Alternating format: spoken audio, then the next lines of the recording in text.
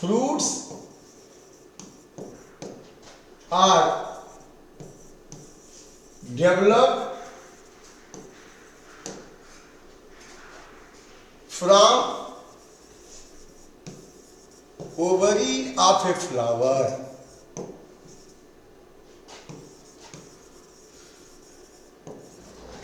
After fertilization.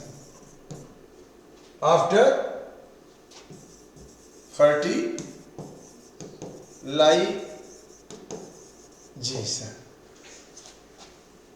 Fertilization के बाद ovary से क्या बनता है? Fruit. Fruit are following types. ये कई तरह के हैं. पहला ट्रू फ्रूट. True fruit. दूसरा पार्थेनोकार्पिक फ्रूट. पार्थेनो, इस पे भी क्वेश्चन बना है. Parthenocarpic fruit. और तीसरा क्या है बच्चों? False fruit.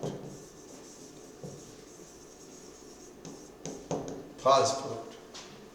तो सबसे पहले हम लोग बात कर लेते हैं ट्रू फ्रूट की.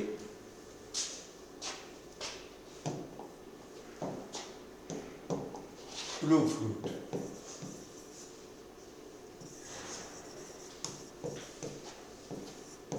Fruit which develops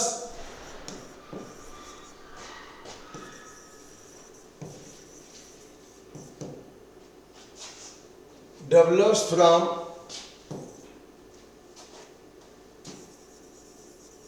ovary of a flower.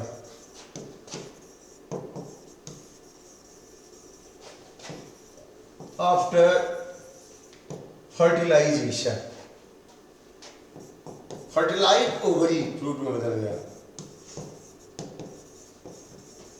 Fertilisation is called as true fruits. The fruit which develops from ovary after fertilization is called as true fruit. For example बता दीजिए ट्रू फ्रूट का. कोई example बताइए. Mango, guava, tomato, brinjal, pumpkin. आप कहेंगे pumpkin तो सब्जी है, बचपन से खाते आ रहे हैं. आप सब्जी बना के खाइए चाहे पका के खाइए, लेकिन वो फल है. ठीक है ना? फल है क्योंकि ओवरी से बनता है आफ्टर फर्टिलाइजेशन. ठीक है? तो ये लोग जो है ट्रू फ्रूट में आते हैं. अब दूसरा हो गया यहां पे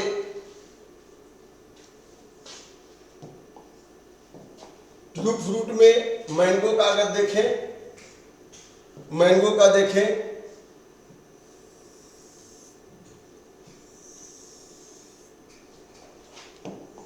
in the true fruit ovary wall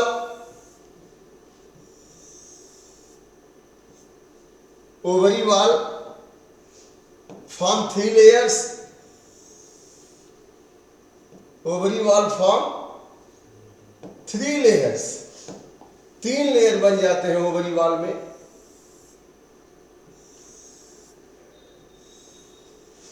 तीन लेयर बन जाते हैं ओवरी वॉल में. अभी आम का सीजन आ रहा है, आपको महसूस होगा. 3 लेयर बन जाते हैं. इसमें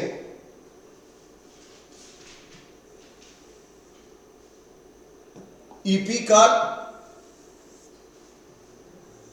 मीजोकार्प एंड इंडोकार्प.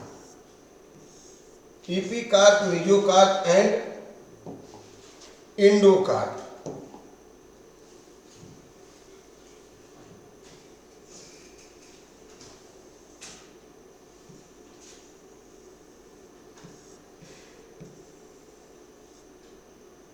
यह तो इन मैंगो ईपी कार्पी लेदरी,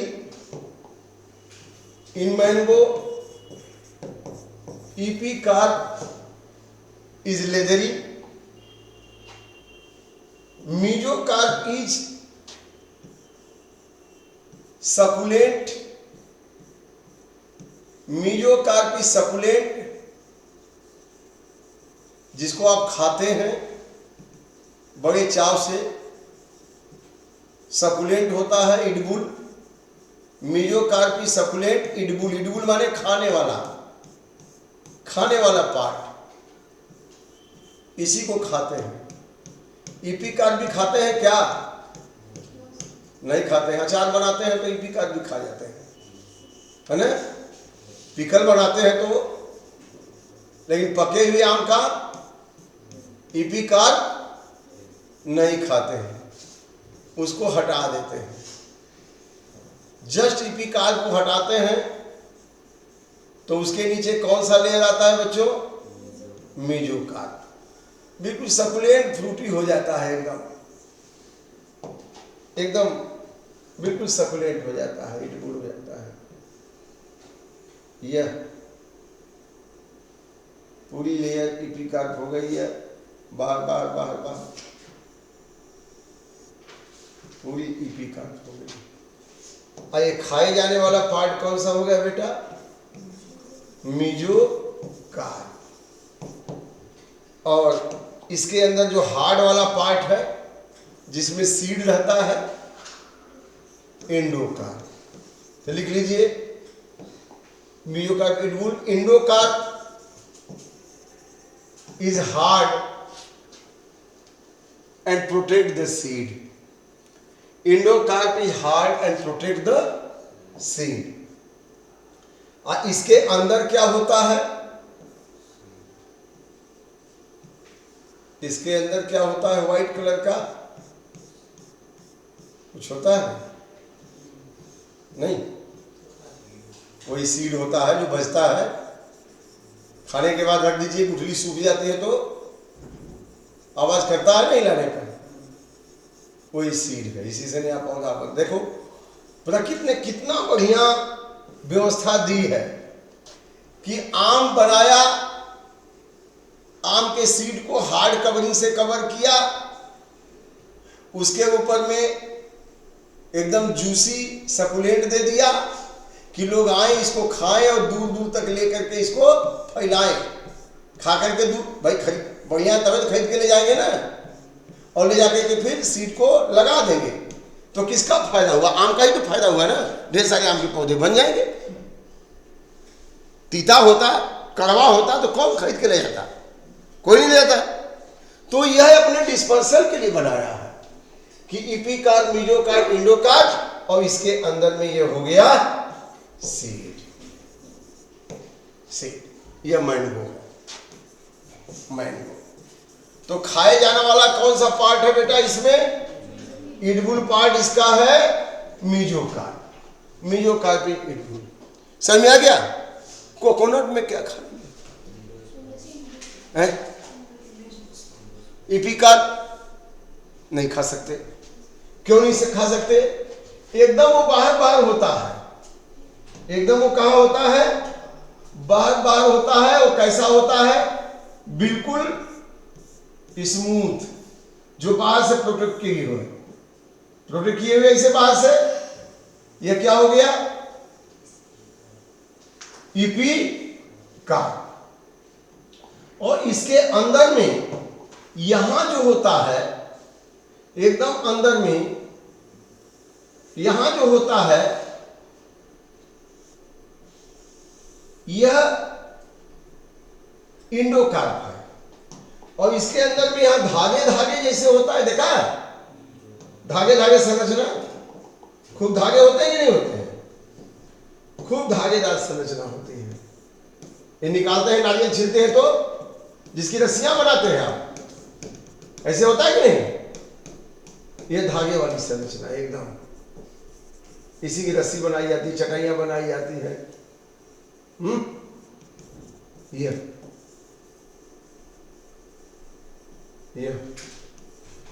ऐसा इसलिए है कि स्पंजी हो जाता है ताकि पानी में तैरते हुए दूर दूर तक पहुंच जाए, समुद्र में किनारे जाके लग जाए। और यहां पे देखते होंगे छिद्र होता है कि नहीं होता है? ऐसे ओपनिंग होती है, इसीलिए ओपनिंग होती है ताकि यहां से फ्लूइड और रेडिकल निकलेगा, देखते हैं। और इसके अंदर में अब क्या होता है, यहां पे क्रीम कलर का एम्ब्रियो होता है, जिसके नारियल ये मिलता है, कहते हैं बड़ा लकी है लोग। लकी का मतलब तो उसका एम्ब्रियो है, उसको ग्रो करने के लिए। और बाकी इसका व्हाइटिश पार्ट होता है, गिरी। बाकी उसका कौन सा हिस्सा है? गिरी वाला हिस्सा, जिसको आप खाते हैं। आप माने हम सब खाते हैं।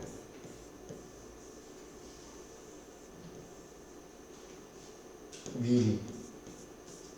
और इसके अंदर जो पानी होता है वो क्या होता है? वाटर। इसके अंदर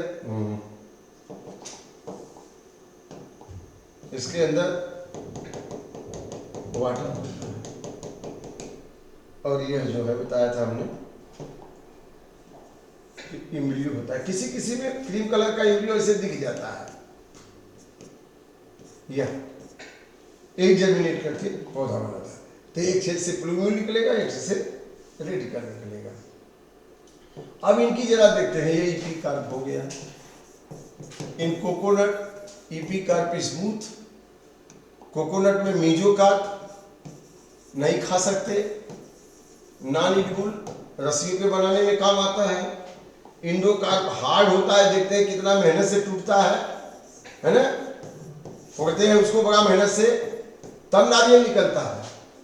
और इसके बाद यह इसका एम्ब्रियो है,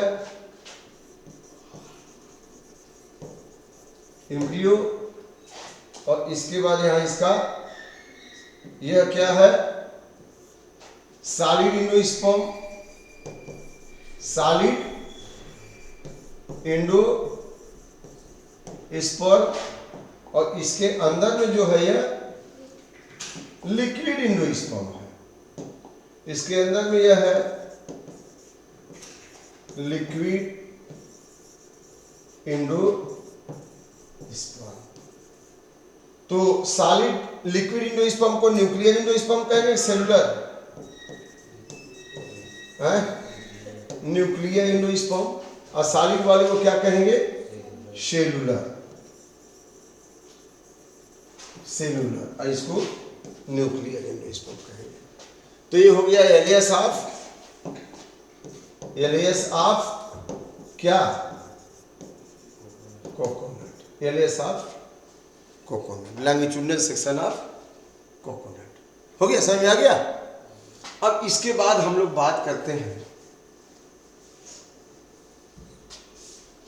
दूसरा वाला फ्रूट की बात करते हैं।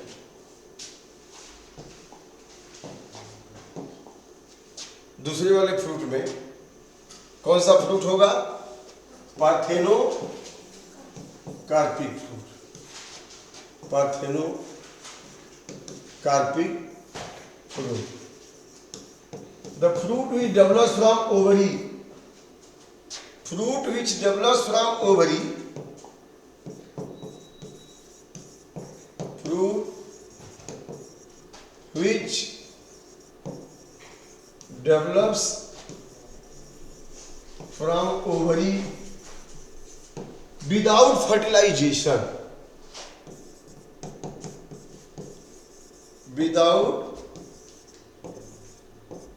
fertilization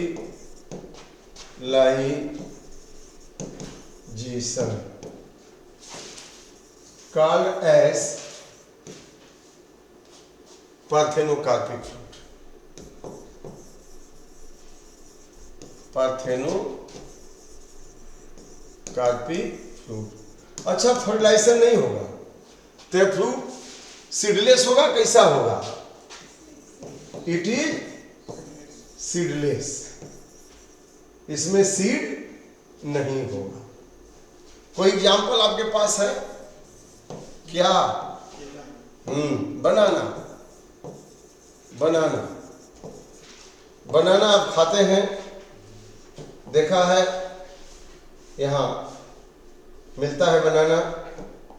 बनाने में एकदम से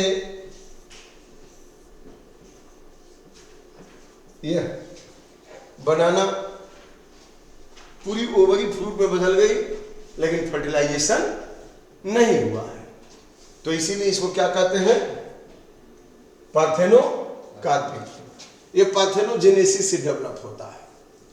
अब अगला है false fruit. False fruit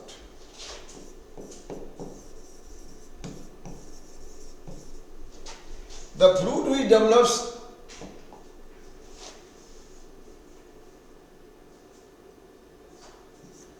false fruit, the fruit which develops from other part of flower than ovary, other part of flower beside ovary, then ovary, ovary के अलावा, बिसाइड देन ओवरी, ओवरी के अलावा किसी और पार्ट से fruit बना, is called as